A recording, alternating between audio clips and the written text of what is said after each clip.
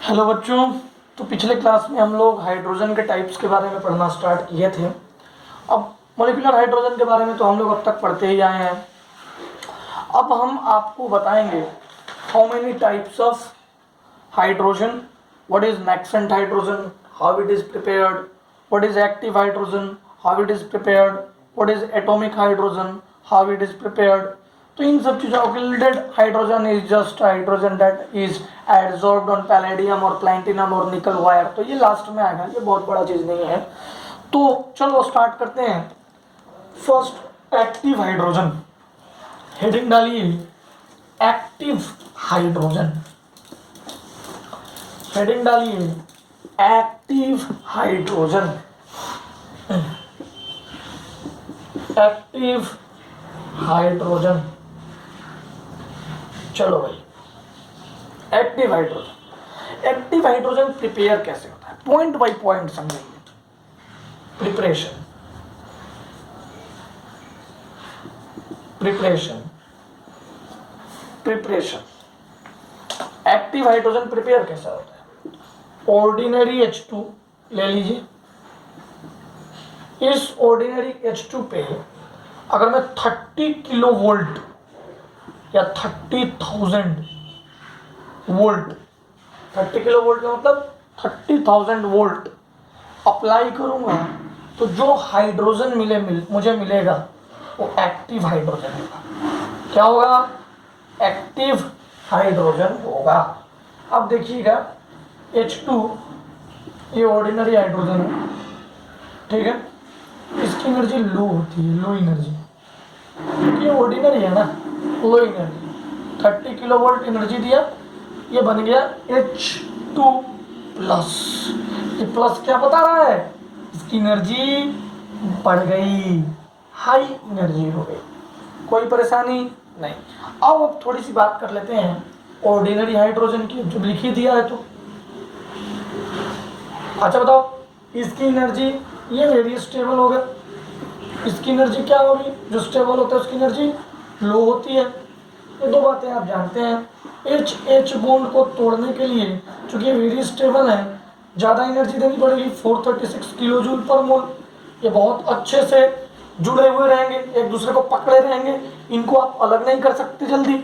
अलग करना तो मैंने तुम्हें सिखाया है, ठीक है। Ordinary hydrogen. अब एक्टिव हाइड्रोजन की बात करते हैं। एक्टिव हाइड्रोजन,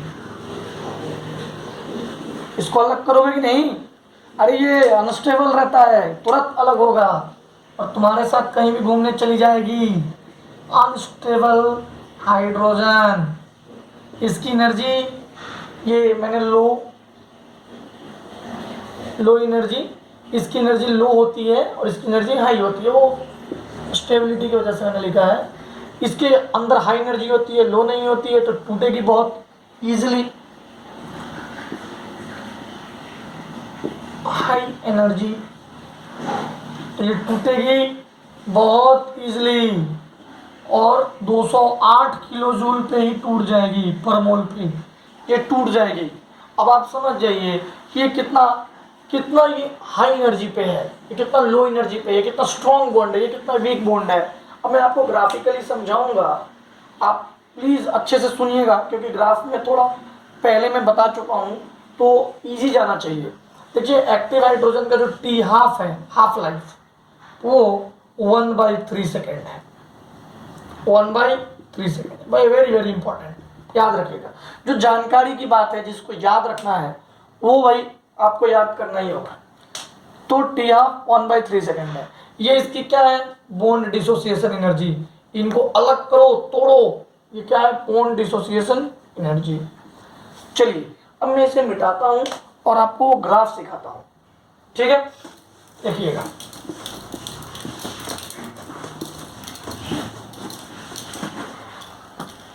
देखिए ये पोटेंशियल एनर्जी का ग्राफ। एक्चुअली एनर्जी हमेशा कम होता है। H2 बॉन्ड जब फॉर्म होगा, जब बॉन्ड फॉर्म होता है तो एनर्जी कम होता है। ध्यान दीजिएगा कि ये H2 है और ये H2 प्लस है। ये ऑर्डिनरी हाइड्रोजन है और ये एक्टिव हाइड्रोजन है। अब देखिए ये पोटेंशियल एनर्जी है और ये क्या है, ये इंटरन्यूक्लियर डिस्टेंस, इंटरन्यूक्लियर डिस्टेंस। अब आप समझिए कि पोटेंशियल एनर्जी किसकी कम, H2 की कम, किसकी ज़्यादा, H2 प्लस की ज़्यादा। ज़्यादा है एक्टिव हाइड्रोजन की पोटेंशियल एनर्जी ज़्यादा है, यानी कि ये लेस स्टेबल है। लेस स्टेबल है तो इसकी जो बॉन्ड है वो इजीली टूट जाएगी, और इसकी पोटेंशियल एनर्जी कम है तो इसकी बॉन्ड डिसोसिएशन एनर्जी ज़्यादा होगी। इसकी बॉन्ड को तोड़ने के लिए हमें ज़्यादा एनर्जी देना पड़ेगा। कोई परेशानी? यहाँ तक मुझे नहीं लगता किसी को भी किसी प्रकार की कोई परेशानी हुई होगी। आगे बढ़े हम, एक रिएक्शन आपको मैं इसमें समझाता हूँ, ध्यान से देखिएगा। H2 star converted into H2, इसके नीचे लिखिएगा। ऐसा क्यों? क्योंकि ये बहुत अनस्टेबल है बच्चों, ये अनस्टेबल है। मान लो ये 1 मोल लिया तो H2 स्टार्टिंग में तो 0 मोल था, ये 1 मोल है तो ये 0 मोल था इनिशियल, फिर ये 0.5 मोल टूटा होगा तो ये 0.5 मोल बना होगा। ठीक है, इसका टी ऑफ क्या है अभी भी बताया था, 1/3 एक्चुअली मैं सही लिख रहा था 0.33 सेकेंड, बट चलो 1/3 सेकेंड में पहले लिखवाया था। तो कोई दिक्कत है, ये अनस्टेबल होगा, ये डायरेक्ट H2 स्टेबल H2 में कन्वर्ट होना चाहेगा। कोई दिक्कत है नहीं। एक्टिव हाइड्रोजन समझ में आ गया, कोई परेशानी नहीं। एक छोटा सा और रिएक्शन मैं आपको बताता हूँ जानकारी के लिए। अच्छा, कॉपर पे अगर H2O डालूंगा तो कोई रिएक्शन होगा क्या? नहीं, कोई रिएक्शन नहीं होगा, H2O नहीं H2। लेकिन अगर कॉपर पे एक्टिव H2 डालूंगा तो रिएक्शन हो जाएगा, रिएक्शन हो जाएगा। क्या बनेगा? कॉपर प्लस, चाहे कॉपर ऑक्साइड ले लीजिए, सॉरी, रुक जाइए, यहाँ तक लिख लीजिए, यहाँ तक नोट डाउन कर लीजिए। कर लिया? अब सुनिए, अब देखिए, कॉपर ऑक्साइड, किसी भी मेटल ऑक्साइड पे अगर हम H2 डालते थे तो मेटल रिड्यूस हो जाएगा और वाटर रिलीज होगा। लेकिन अगर ये एक्टिव रहेगा कॉपर तभी ये करेगा, अगर एक्टिव नहीं रहेगा तो ये नहीं रिएक्शन होगा कॉपर के केस में, क्योंकि सारे मेटल जो रिएक्टिव मेटल है वो H2 से रिड्यूस हो जाते हैं।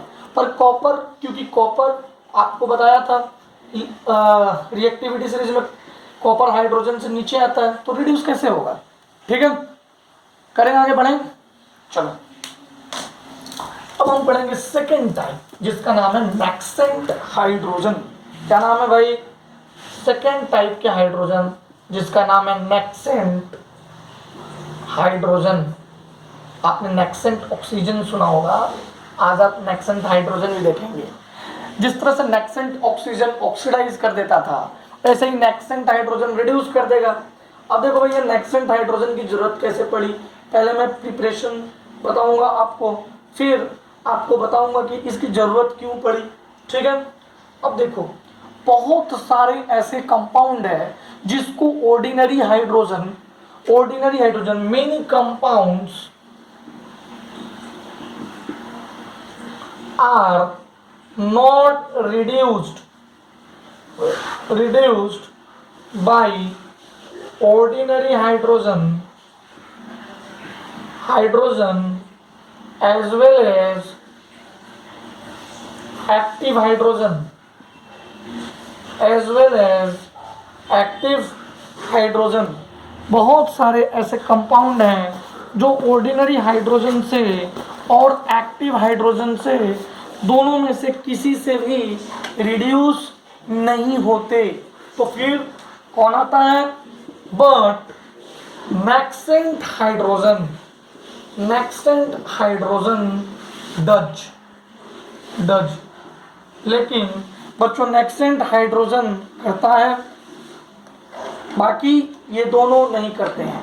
अब नैक्सेंट हाइड्रोजन का मैं थोड़ा सा सिंथेसिस बताऊंगा, फिर कैसे रिडक्शन करते हैं वो बताऊंगा। ये तो आपको समझ में आ गया कि ऑर्डिनरी हाइड्रोजन नहीं करते थे, नैक्सेंट हाइड्रोजन करता है, इसीलिए हम नैक्सेंट हाइड्रोजन के बारे में पढ़ रहे हैं।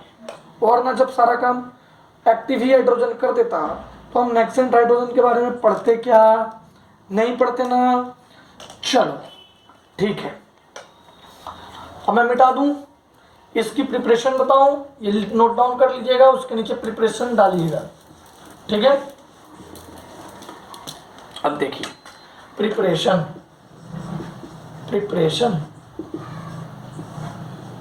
नेक्सेंट हाइड्रोजन प्रिपेयर कैसे होता है, ठीक है। करें प्रिपेयर। फर्स्ट HCl अगर 2Na से ट्रीटमेंट करो या Zn से ट्रीटमेंट करो तो ZnCl2 हो जाएगा प्लस 2H H2 लोग लिख देते हैं, बात बराबर ही है क्योंकि ये नेक्सेंट हाइड्रोजन है, ये रिड्यूस करते हैं। और ये जो कंसंट्रेटेड HCl और ZnCl2 ये कंसंट्रेटेड है, ZnCl2 ये खूब यूज होते हैं ऑर्गेनिक केमिस्ट्री में, एक साथ ऑर्गेनिक केमिस्ट्री में खूब यूज होंगे। आप देखना जब आप ऑर्गेनिक केमिस्ट्री में आओगे 12th केमिस्ट्री में तो आप देखोगे। फिर एग्जांपल 2 C2H5OH Na2H, यहाँ से भी जो हाइड्रोजन निकलता है उसको हम क्या बोलते हैं, ये तो बहुत इंपॉर्टेंट रिएक्शन है, अल्कोहल फेनॉल ईथर में आएगा ये। प्रिपरेशन ऑफ अल्कोहल में मतलब रिएक्शन प्रॉपर्टीज ऑफ अल्कोहल में ये आपको पढ़ना होगा, इसको बोलते हैं नेक्सेंट हाइड्रोजन। फिर थर्ड प्रिपरेशन का तरीका CH3COOH पोटासियम के प्रेजेंस में CH3COOK प्लस H। अब ये जो हाइड्रोजन है वो भी नेक्सेंट हाइड्रोजन है। ऐसा भी लिख सकते हैं, एसिड पे अगर मैं LiNaK डालूं, CaBaCS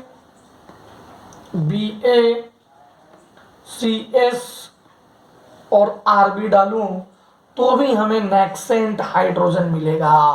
क्या मिलेगा बच्चों, नेक्सेंट हाइड्रोजन, ठीक है।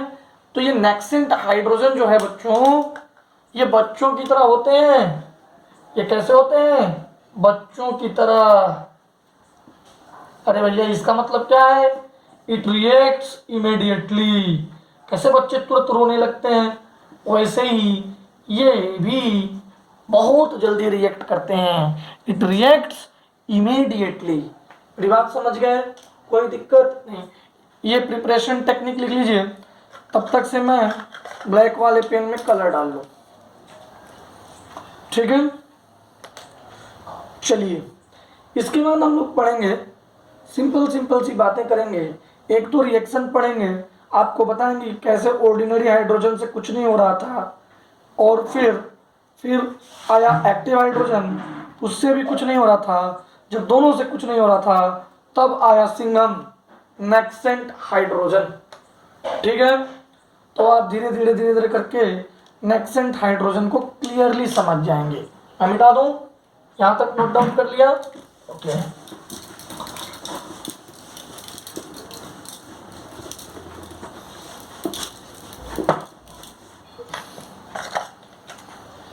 अब देखिएगा Fe3 plus H2 no reaction, कोई रिएक्शन नहीं होगा।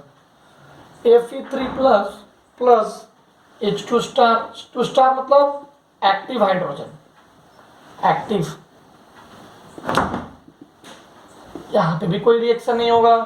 तब कौन आएगा, Fe3 plus HCl concentrated ZnCl2, इससे क्या निकलेगा, एक्टिव नेक्सेंट हाइड्रोजन। इससे क्या निकलेगा, नेक्सेंट हाइड्रोजन, और Fe को क्या कर देगा, रिड्यूस कर देगा। बस आप ध्यान दीजिएगा कि जो दूसरों से रिड्यूस नहीं होंगे वो नेक्सेंट हाइड्रोजन से रिड्यूस हो जाएंगे, कोई दिक्कत नहीं।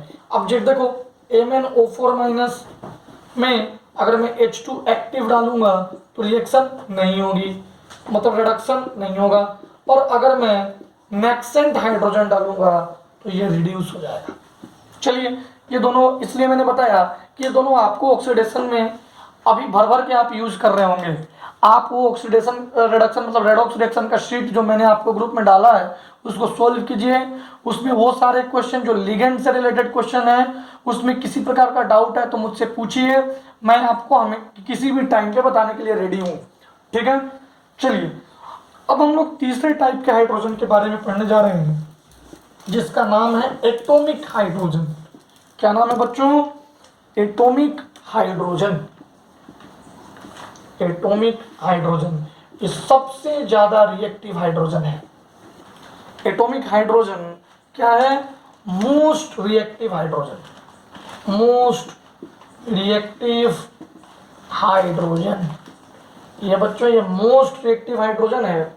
ध्यान दीजिएगा, फर्स्ट H2 को अगर मैं टंगस्टन वायर, टंगस्टन रॉड पे रखा, ये W को टंगस्टन कहते हैं, टंगस्टन। टंगस्टन रॉड पे रखा, टंगस्टन क्या होता है आप देखते होंगे, फिलामेंट टंगस्टन का बना होता है, जो बल्ब का फिलामेंट है, ये सारी चीजें टंगस्टन वायर का बना होता है। Second Hg plus Hν, Hg star एक एक्साइटेड स्टेट में पहुंच गया। Hg पे मतलब मर्क्यूरी पे मैंने क्या अप्लाई किया? ये sunlight, photon energy. Hg plus H2 to H plus Hg, de-excited, यहाँ पे ये डी एक्साइट हो गया। ठीक है, अब इसका टी ऑफ क्या होगा? 0.3 सेकेंड। अब देखो अगर मैं pressure is inversely proportional to T half at low pressure, T half हो जाता है 4 सेकेंड। टी हाफ यूजुअली कितना रहता है बच्चों? 0.3 सेकेंड, लेकिन लो प्रेशर पे टी हाफ कितना हो जाता है? 4 सेकेंड। कोई परेशानी है? नहीं। अब सिंपल सी बातें करेंगे, हाइड्रोजन और हाइड्रोजन जुड़ जाएगा, ये बहुत ज़्यादा atomic hydrogen, most reactive hydrogen, तो ये दोनों हाइड्रोजन जो मैंने यहाँ अलग किया, ये जुड़ के तुरंत H2 भी बना देगा। ठीक है, कोई परेशानी है? नहीं। अब सिंपल सी बात करने वाले हैं हम लोग,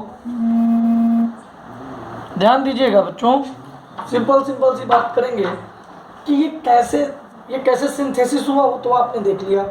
अब हम आपको बताएंगे कि और किस किस तरीके से सिंथेसिस किया जा सकता है। जैसे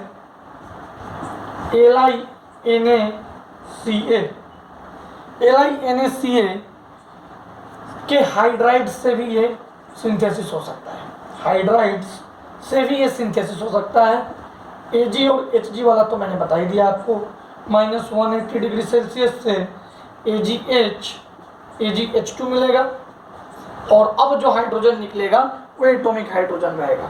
ठीक है, अब एक बहुत इंपॉर्टेंट चीज़ बताता हूँ मैं, ये जो हाइड्रोजन आप देख रहे हो एटॉमिक हाइड्रोजन, अब जब ये हाइड्रोजन मिलेगा आपस में, वहाँ पे बहुत मज़ेदार चीज़ होती है।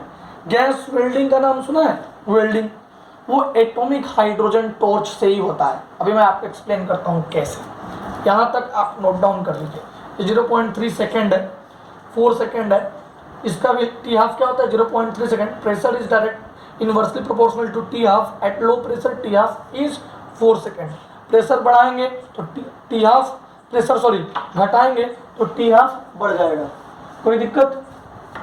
चलिए अब ध्यान दीजिएगा,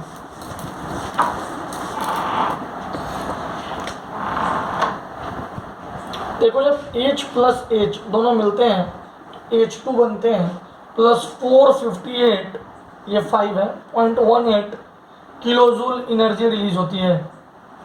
एनर्जी रिलीज्ड बच्चों, ये एनर्जी बहुत ज़्यादा है, और इसी एनर्जी को हम यूज करते हैं, यूज्ड फॉर वेल्डिंग। इसलिए यूज करते हैं वेल्डिंग के लिए, इसी को बोलते हैं एटॉमिक हाइड्रोजन टॉर्च। इतना ज़्यादा एनर्जी रिलीज होती है जिससे वेल्डिंग होता है, और इसीलिए इसको बोलते हैं एटॉमिक हाइड्रोजन टॉर्च। कोई परेशानी, कोई दिक्कत नहीं।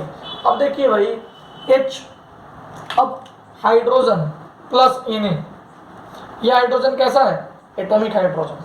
क्या रिएक्शन होगा? बिल्कुल होगा, NaH।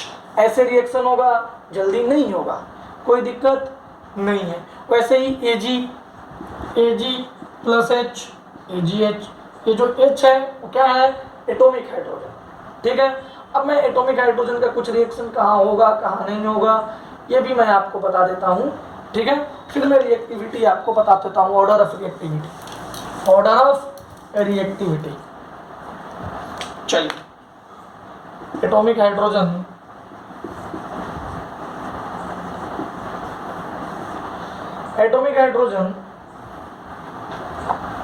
Copper Ag Hg Bi metals के साथ ये रिएक्ट करता है।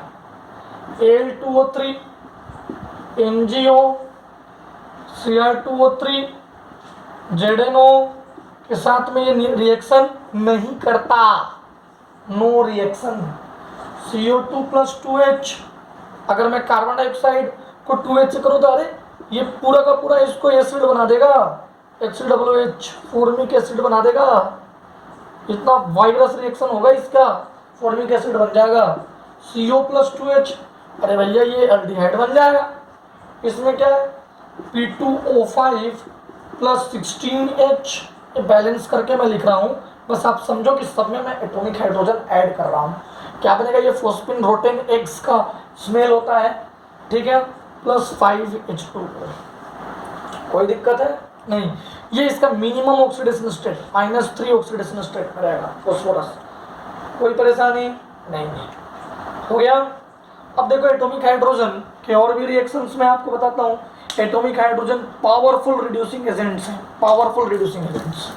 देखिएगा, atomic hydrogens are powerful reducing agents. Hg2 HgCl2 HgO AgCl Ag2O, इन पे अगर मैं एटॉमिक हाइड्रोजन